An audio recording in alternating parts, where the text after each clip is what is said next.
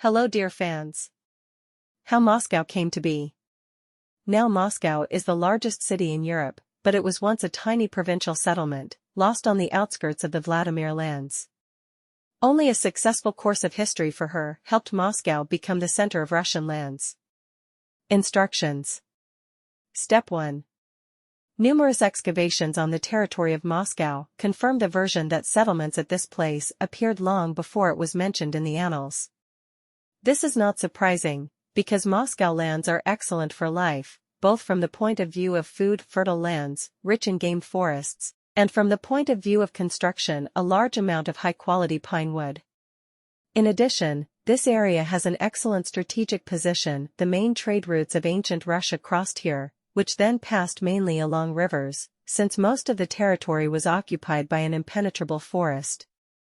Step 2. Excavations confirm that these places were inhabited in the Stone Age, but the Slavs came here only in the 9th century.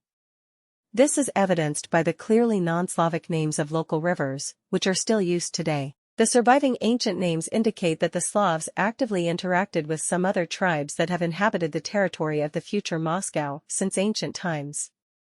It is safe to say that a wooden fortress with an earthen rampart appeared on the site of Moscow already at the end of the 9th century. Step 3. In the annals, Moscow was first mentioned only in 1147. Prince Yuri Dolgoruki summons his allies to discuss important issues and designates the city of Moscow as the meeting place.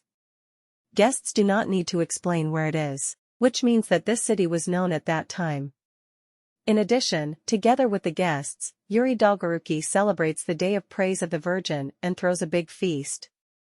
This indicates that Moscow at that time was not just a village, but a large enough settlement in which it was possible to adequately receive distinguished guests. Step 4.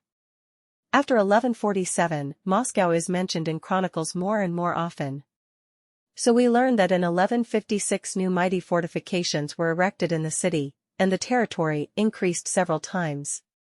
During the Tatar-Mongol invasion, Moscow did not manage to avoid destruction, but it was rebuilt very quickly and soon took a prominent place in a number of Russian cities. Thanks for watching.